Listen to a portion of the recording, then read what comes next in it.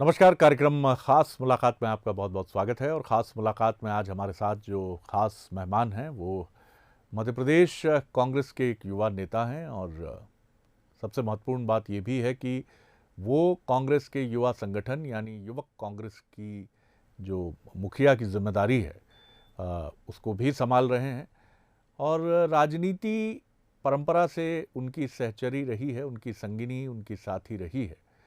उनके पिता एक नामचीन राजनेता मध्य प्रदेश के ही नहीं बल्कि राष्ट्रीय राजनीति में भी एक बहुत ही वरिष्ठ ट्राइबल लीडर के तौर पर उनके पिता की पहचान होती रही है।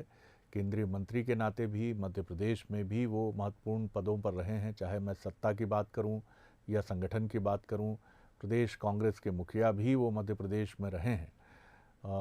और ये हमेशा से माना जाता रहा है कि कांतिलाल भूरिया जी की मैं बात कर रहा हूँ, आप समझ ही गए होंगे। उनके पुत्र जो डॉक्टर विक्रांत भूरिया हैं वो काफ़ी एक संयमित और बेहतरीन रणनीति के एक माहिर युवा राजनेता के तौर पर भी देखे जाते हैं। क्योंकि ये माना गया कि अपने पिता के चुनाव की तैयारी वो काफ़ी पहले से करते रहे हैं।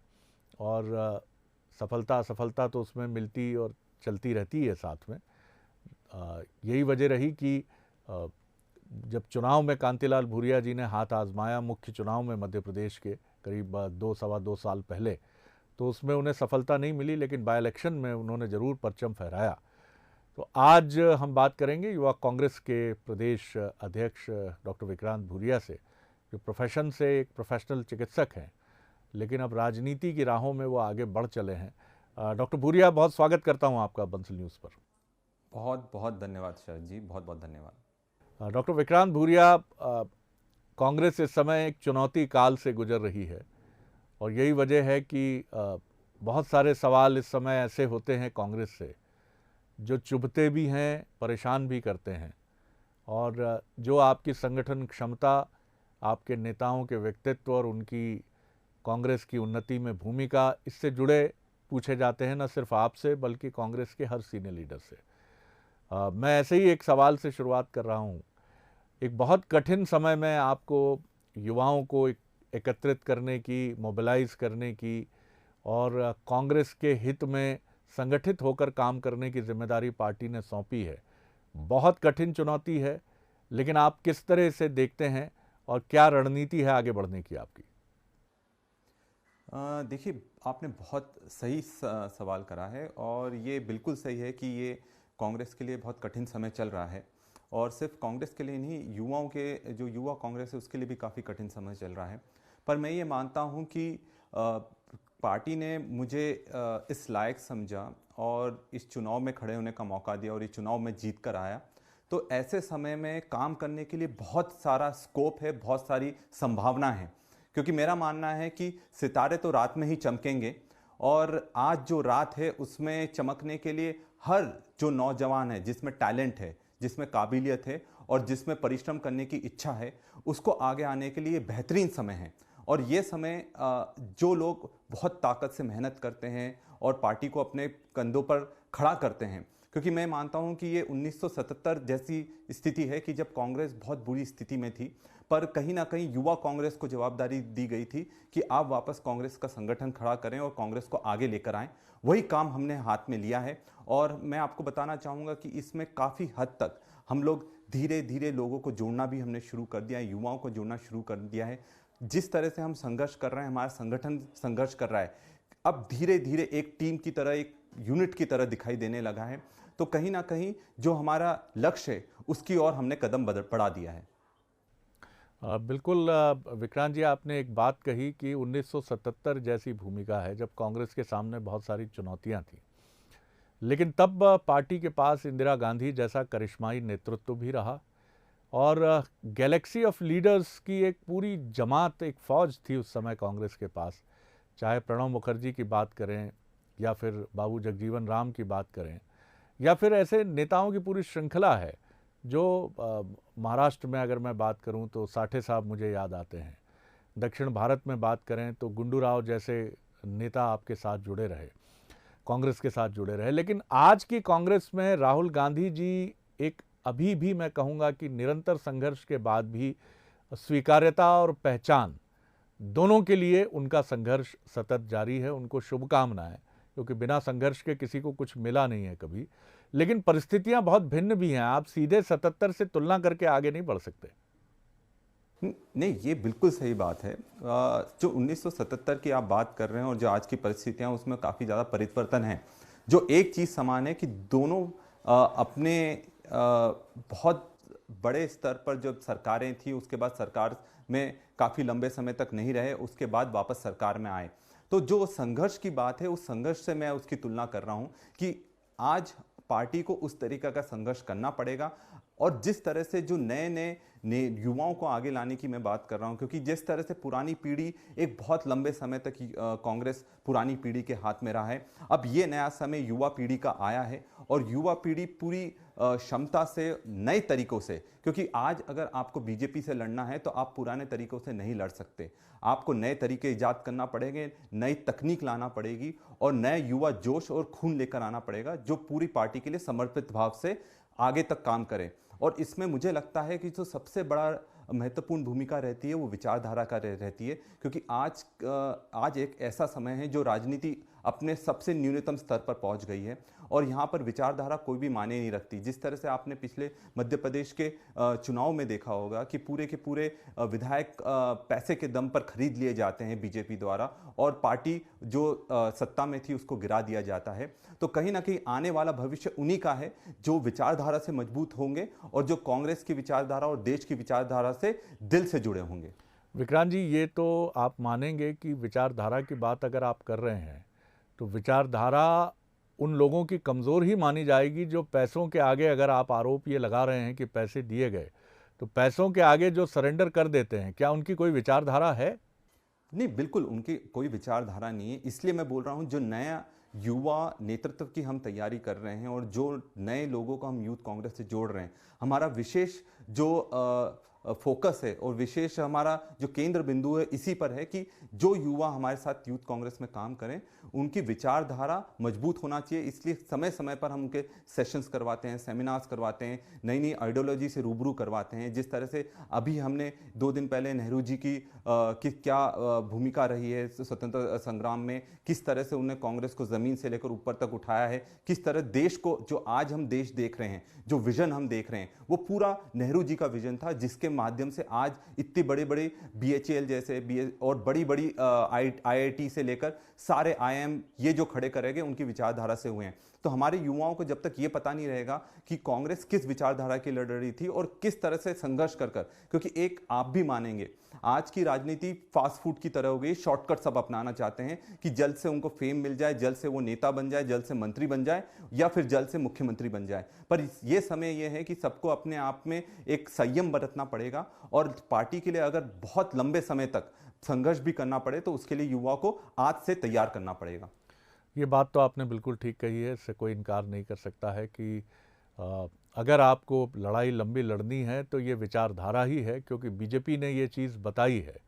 आप भले ही उस पर आरोप लगाएं, लेकिन ये बात पक्की है कि बीजेपी अपनी आइडियोलॉजी को लेकर जिस मजबूती के साथ खड़ी रहती है, और उसके आलोचक भी ये बात मानते हैं बीजेपी के, और उसके प्रशंसक भी ये बात मानते हैं कि आज उसने जो मकाम हासिल किया है वो अपनी आइडियोलॉजी और आइडियोलॉजी को लेकर मजबूती से खड़े रहने वाले संगठन के प्रमुख जो उनके पदाधिकारी हैं उनकी वजह से हुआ है। बहरहाल आपके भी आलोचक ये मानते हैं कि डॉक्टर विक्रांत भूरिया को ये पद इसलिए मिला है कि वो राजनीति की एक मजबूत लिगेसी से आते हैं।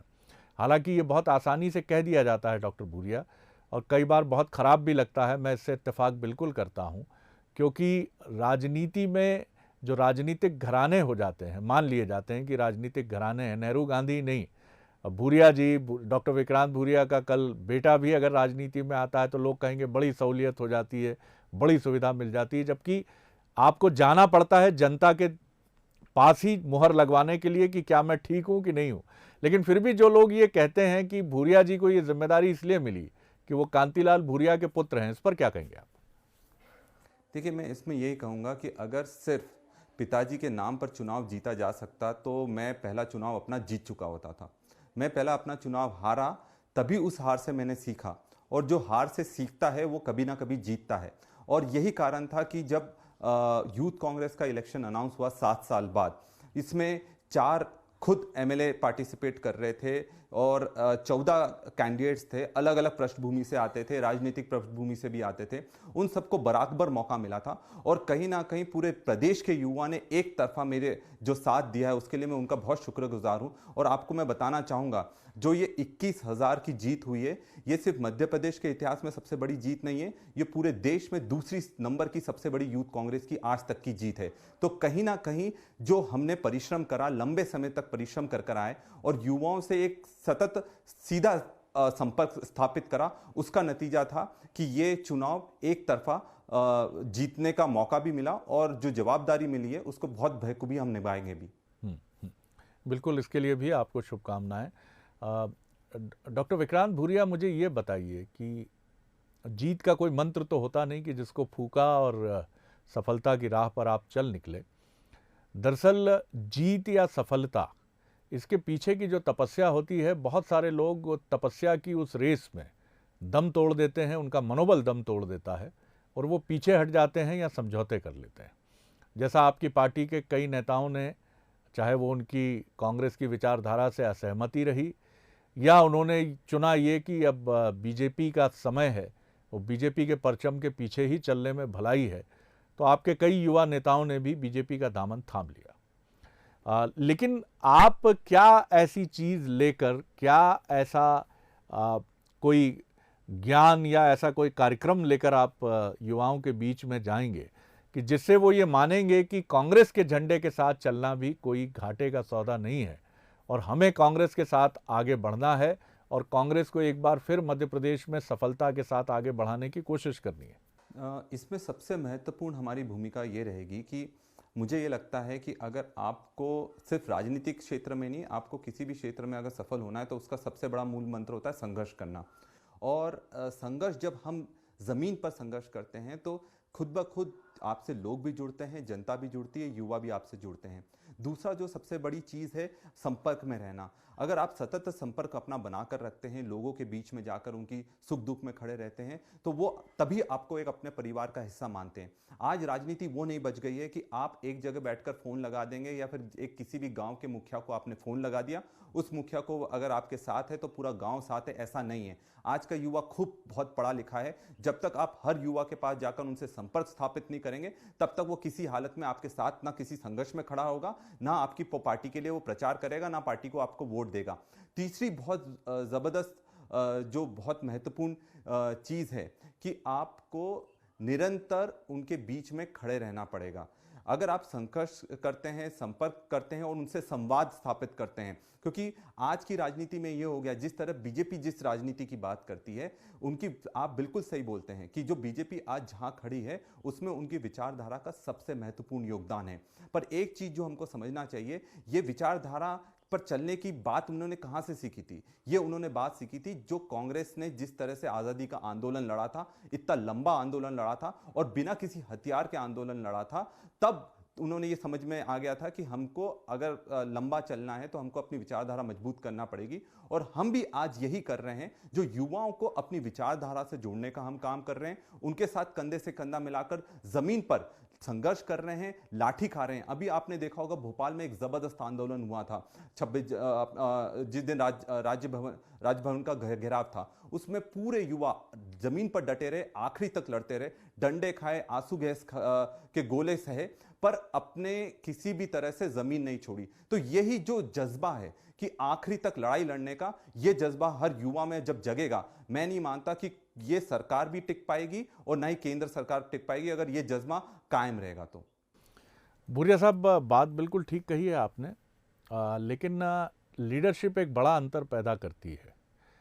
जब तक आपके पास कांग्रेस के साथ वो लीडरशिप रही है जिसका नाम जवाहरलाल नेहरू रहा है, लाल बहादुर शास्त्री रहा है, इंदिरा गांधी रहा है, तो कांग्रेस की आन बान और शान बहुत अलग रही है।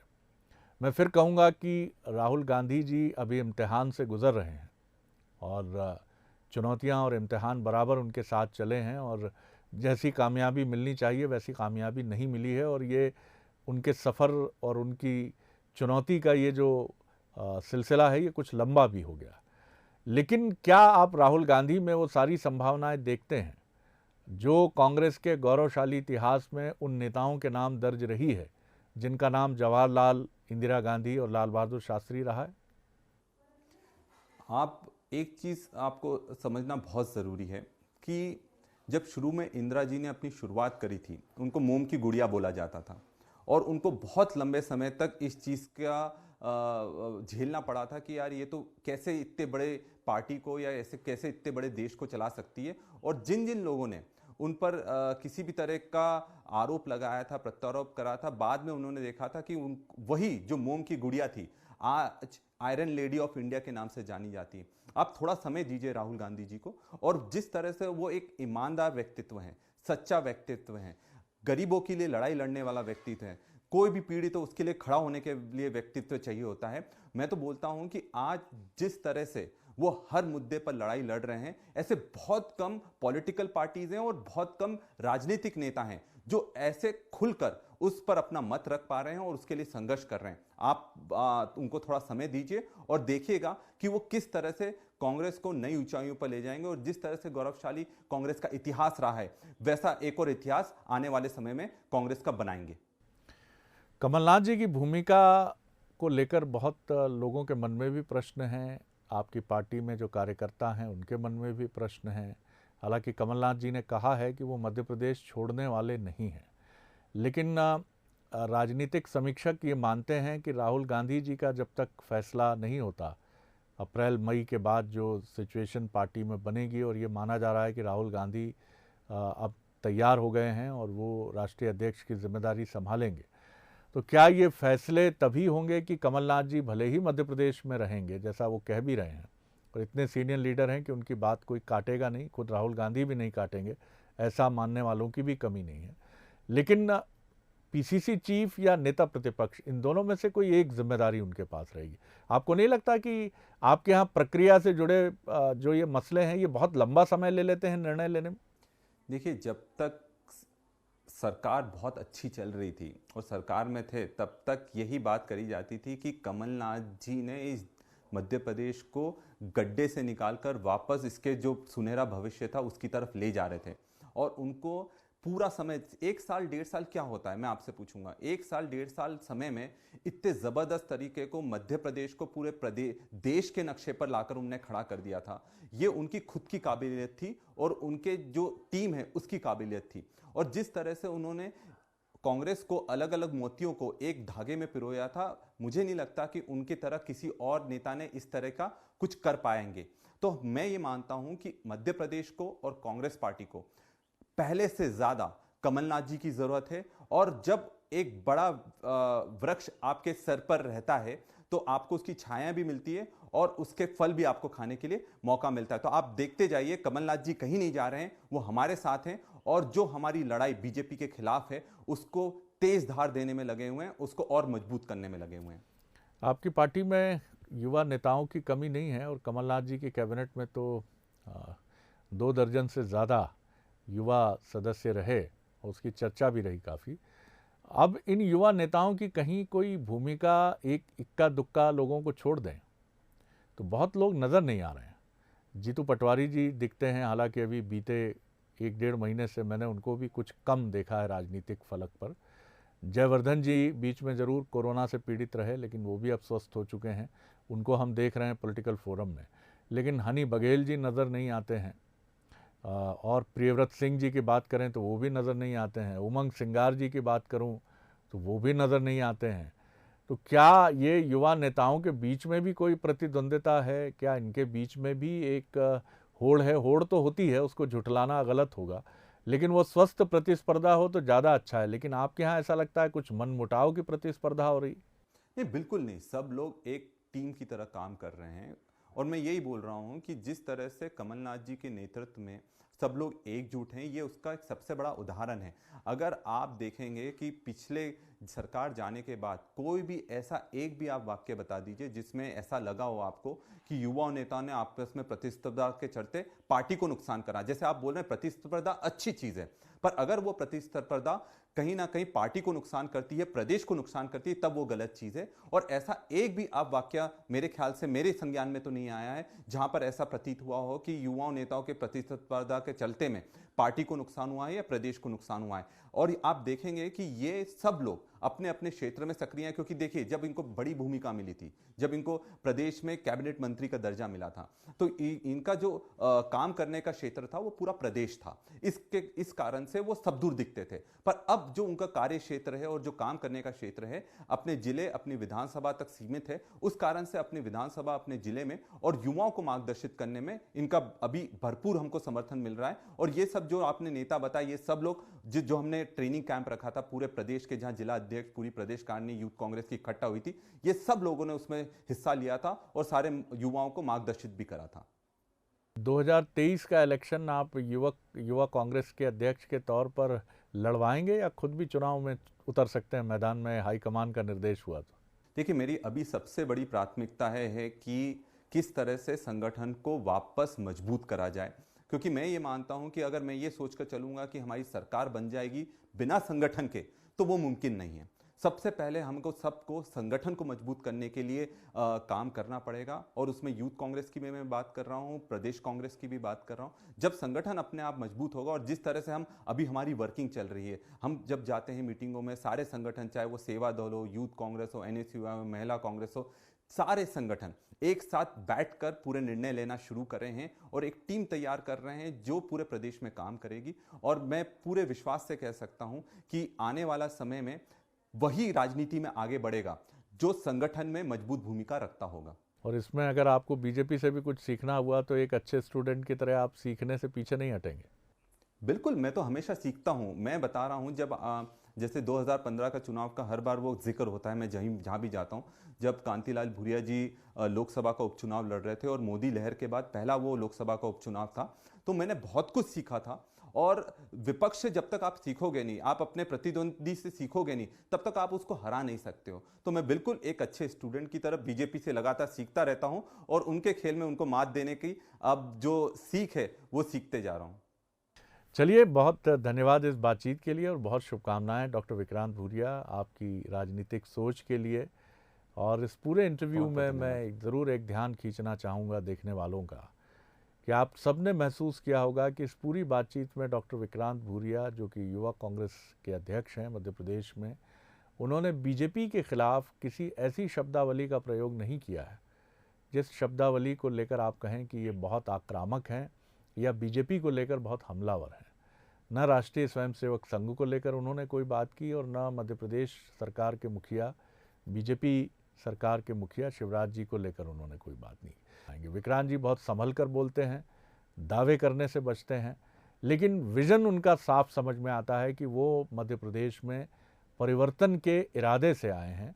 और ये परिवर्तन है अपनी पार्टी को मजबूती देना, ये परिवर्तन है युवा कांग्रेस को एक लड़ाकू संगठन के तौर पर खड़ा करना जो बीजेपी के मजबूत संगठन से टक्कर ले पाए। कितने कामयाब होंगे ये तो वक्त बताएगा, लेकिन शुभकामनाएं बेहिचक उन्हें दी जा सकती है। एक बार फिर बहुत शुक्रिया डॉक्टर विक्रांत भूरिया। बहुत बहुत धन्यवाद शरद जी। खास मुलाकात में इतना ही। अगली बार एक और खास शख्सियत को लेकर आपसे फिर मिलेंगे। इजाज़त दीजिए।